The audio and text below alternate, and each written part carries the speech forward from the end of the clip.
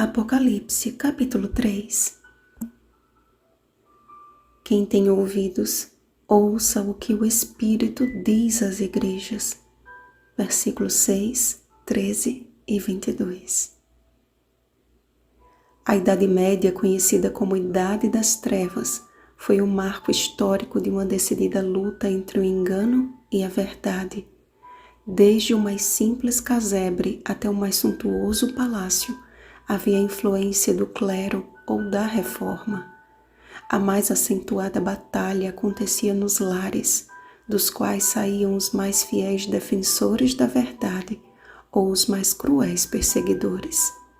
Não poucos tiveram que deixar o seu lar paterno devido às ameaças de seus próprios familiares.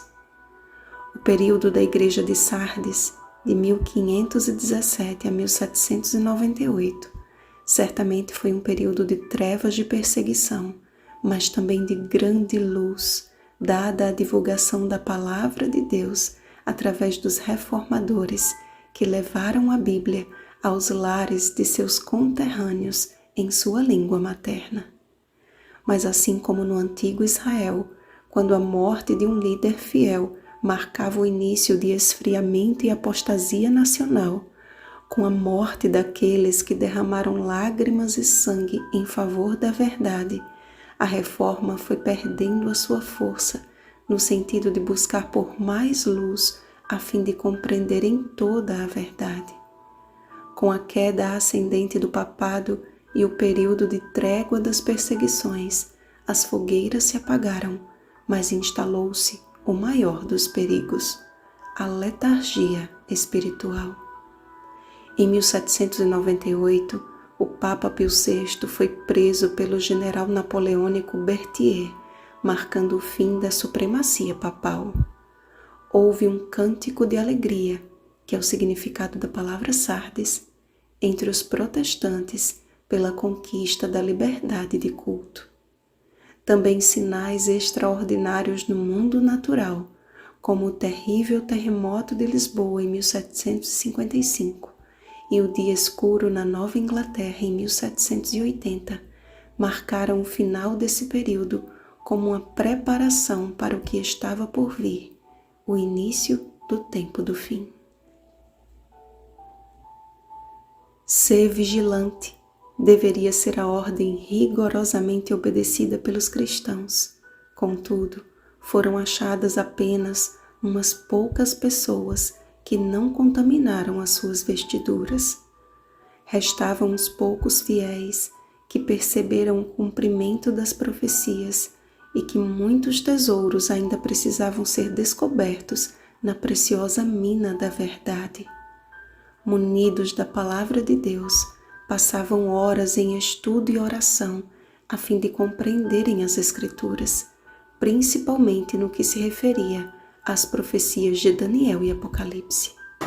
Foi assim que teve início o período profético da Igreja de Filadélfia, de 1798 a 1844. Como a Igreja de Esmirna, a Igreja de Filadélfia, que significa amor fraternal, também não recebeu nenhuma repreensão. A sabedoria celestial foi derramada sobre os fiéis e sinceros estudantes da Bíblia, que com súplicas clamavam por mais luz. O período profético de Daniel 8,14, que iniciou em 538 a.C., conforme a profecia contida em Daniel 9,25, às 2.300 tardes e manhãs, em tempo profético 2.300 anos, foi concluído em 1844, ano que marcou o grande desapontamento para aqueles que acreditavam que Jesus retornaria no final desse período. A boa notícia do retorno do Salvador cruzou os oceanos e milhares de pessoas se reuniam expectantes pelo grande acontecimento. Mas conforme revelado a João, o que foi doce ao paladar tornou-se amargo ao estômago, quando Jesus não veio e a decepção e desânimo tomaram conta dos pregadores do advento. Apocalipse capítulo 10, versos 9 ao 10. Mas nem todos foram vencidos pelo desânimo, e reunidos em grupos de oração, buscaram no Senhor a resposta à sua queixa. Como Abacuque, subiram à torre de vigia e de lá obtiveram a resposta. Porque a visão ainda está para cumprir-se no tempo determinado, mas se apressa para o fim e não falhará. Se tardar, espera-o, porque certamente virá, não tardará. Abacuque capítulo 2, versículo 3. A palavra de Deus não falhou. O que tinha que acontecer, aconteceu como estava escrito. É necessário que ainda profetizes a respeito de muitos povos, nações, línguas e reis. Apocalipse capítulo 10, versículo 11. A profecia se cumpriu. O tempo profético estava correto, mas o evento não era a volta de Cristo, e sim o início de seu ministério como sumo sacerdote no lugar santíssimo do santuário celestial.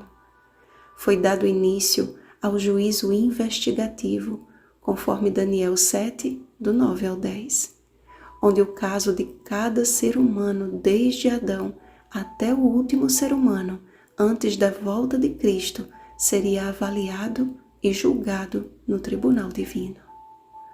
A partir desse momento de decepção e descobertas de verdades que há muito haviam sido lançadas por terra, Daniel capítulo 8, versículo 12, Deus levantou a sua última igreja na terra, detentora da última mensagem de advertência a ser dada ao mundo, a Igreja Adventista do Sétimo Dia.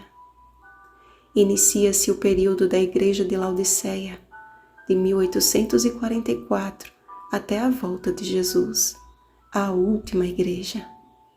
De todas as igrejas, esta é a única que não recebe nenhum elogio.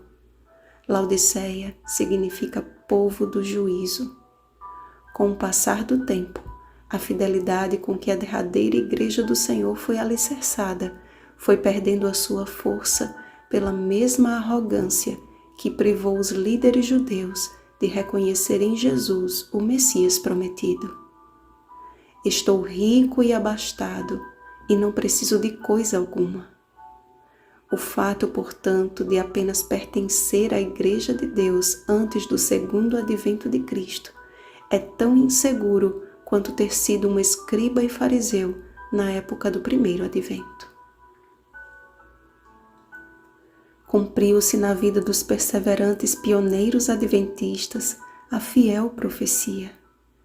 Porque guardaste a palavra da minha perseverança, também eu te guardarei da hora da provação que há de vir sobre o mundo inteiro para experimentar os que habitam sobre a terra. Hoje, todos estes fiéis atalaias da verdade descansam no pó da terra, até que do alto a voz da onipotência os desperte do sono.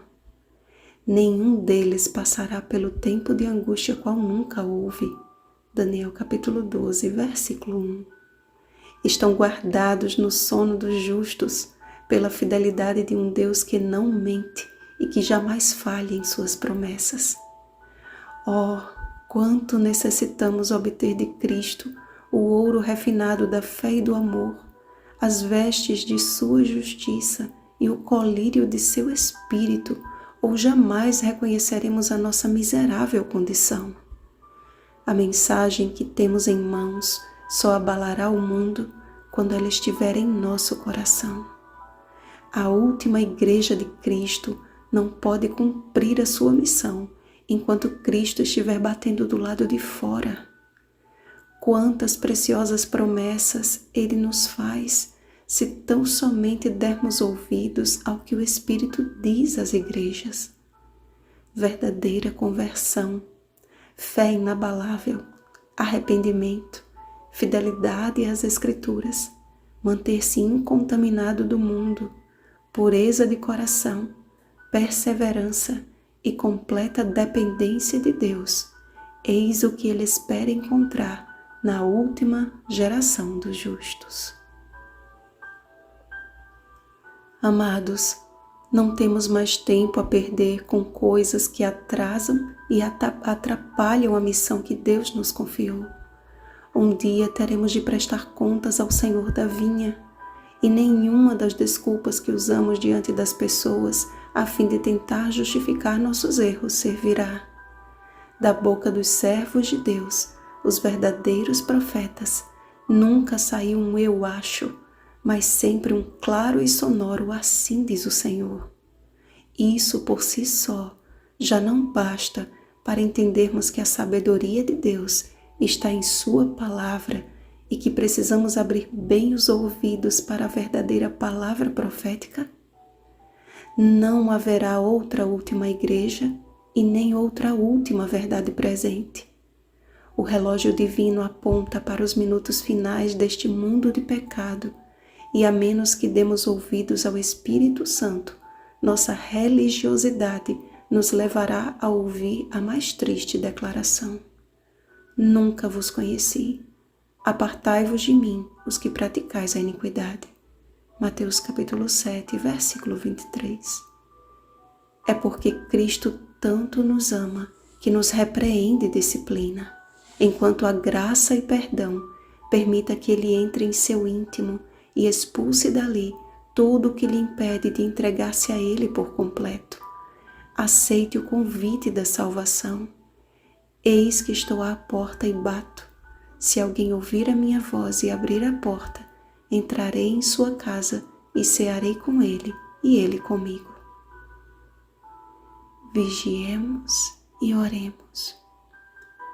Um feliz sábado e feliz Natal, fiéis da última Igreja de Cristo. Rosana Garcia Barros.